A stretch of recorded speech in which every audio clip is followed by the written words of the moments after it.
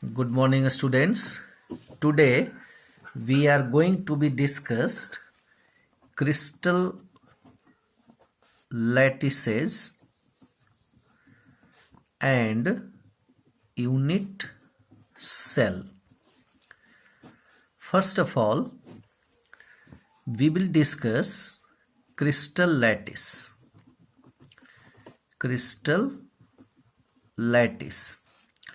We know that a crystalline solid has a regular arrangement of the constituent particle, and these particles are atoms, molecules, or ions. So therefore, the three-dimensional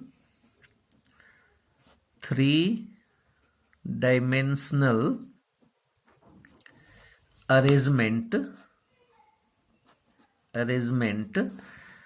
of the constituent particles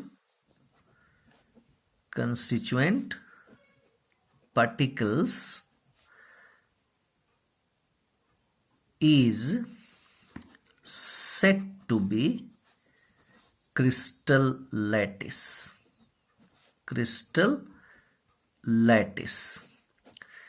And this constituent particle is represented as a point, and therefore it is said to be lattice point or lattice site. And these lattice points are joined together with a straight line. So as for example, a cubic lattice may be represented as, so here this is the three-dimensional arrangement. It represents a cube, and then this cube is repeated in all possible direction, like in this direction. Again it is put in this direction. So therefore we will get a crystal lattice, and these are the points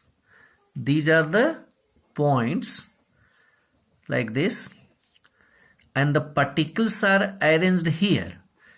So this is representing only one cube, that is, it is a unit cell, and this unit cell is repeated again and again in all possible direction to get a crystal lattice.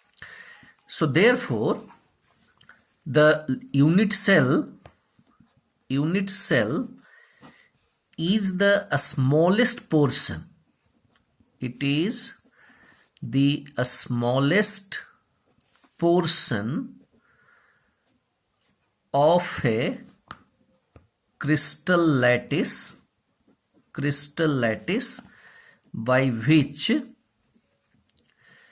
it is made. That is, here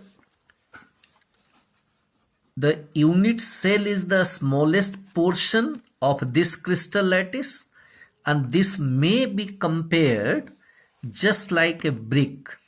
So one brick is a unit cell, and the wall by which it is made, this is called a crystal lattice, because wall is made up from different bricks when put together in different direction.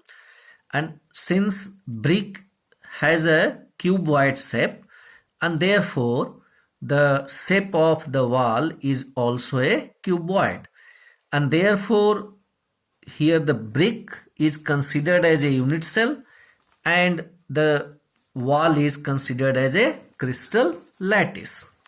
Now this unit cell may be represented by 6 different parameters. So let us consider a simple cube. So we will take a simple cube. So this is one of a unit cell. This is one lattice point, and here if we will take these three sides A, B, C. So this is A, this is B, and this is C. So therefore sides A, B and C are 3 parameters, and the angle between B and C is said to be alpha, angle between A and C beta, angle between A and B gamma. So we will take any sides as A, B, C, but alpha, beta and gamma, these angles we will take. So alpha angle where side A is not there, it means the angle between B and C, like this. And beta where side B is not there, like A and C. So angle between side A and C, it is beta. And gamma, the side C is not there, means angle between A and B. So therefore there are 3 sides, these are also called edges, and 3 angles. So therefore these are 6 parameters by which we can know the unit cell. And since in this unit cell we know A is equal to B is equal to C, and alpha is equal to beta is equal to gamma is equal to 90 degree. So if any unit cell has this dimension, means all the 3 sides are equal and all the 3 angles are equal and also equal to 90 degree, then it is a unit cell. Similarly, the another 6 different unit cells which depend upon the dimension of the unit cell, like tetragonal, orthorhombic, hexagonal, trigonal, monoclinic and triclinic. So altogether there are 7 different unit cells which differ in their dimensions. So you will go through in your book, it is tabulated and all these 7 unit cells dimensions are given. So therefore you will go and learn the dimension. Now we will discuss the types of unit cell. Mainly it is divided into 2 different types. One is said to be primitive unit cell and the another is said to be centered unit cell. So what is primitive unit cell? So this primitive unit cell is also called simple unit cell. So if the constituent particles are only present at the corner, then it is said to be primitive. Like we know there are 8 corners in a cube, 1, 2, 3, 4, 5, 6, 7 and 8. So this is said to be lattice point or lattice site. So therefore only 8 lattice sites in a simple cube, and therefore the particles are only present at the corner, not at any other place, then it is said to be primitive unit cell or it is said to be simple unit cell. Now the number 2 is centered unit cell. Centered unit cell. If the constituent particles are also present besides the corner, then it is said to be centered unit cell. It is further subdivided into the 3 categories. A, body centered unit cell. Sometimes it is simply called BCC. So if the one particle is present at its body center, and body center, you know, suppose this is a cube and this is a body diagonal, then this is said to be body center. So one particle is also present here besides the corner. There are 8 particles at the corner as well as one more particle at the body center of a cube. Then it is said to be BCC, body centered cubic. And the B, face centered unit cell. So this is a unit cell in which one particle is also present at each of the center of the face. Now we see in this figure, so this is a cube. There are 8 corners, and now 6 faces, 1, 2, 3, 4, or 1, 5 above and 1 below. So therefore we may put like this.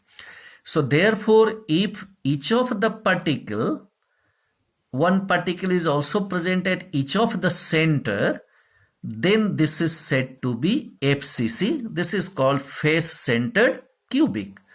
So total number of lattice point in this 8 and 6, 14. Whereas here in the body center, the total number of lattice site 8 plus 1, 9. And here 8 plus 6, 14.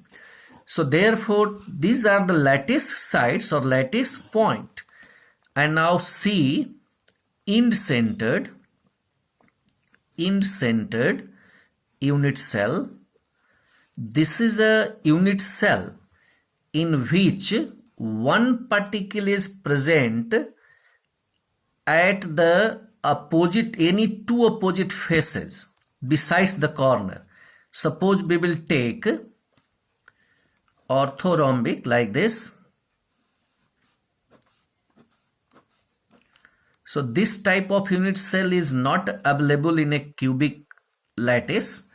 It is only available in orthorhombic unit cell, where A is not equal to B is not equal to C, but alpha is equal to beta is equal to gamma is equal to 90 degree. In such type of unit cell only the end centered exists. So here there are again 8 corners, and so it means 8 particles at each of the corner and 2 particles at any 2 opposite faces. So one face is here, so therefore one particle is here, one particle is here. Therefore this is called end centered unit cell. If we will take here, then we will take here. So any 2 opposite faces, and therefore this is said to be end centered unit cell. So all these types of the different type of the unit cells are listed in your textbook. So therefore you will go through, and also you should learn examples of each type of the unit cell. So in the next topic, now we will discuss about the number of particles present in each unit cell. Thank you.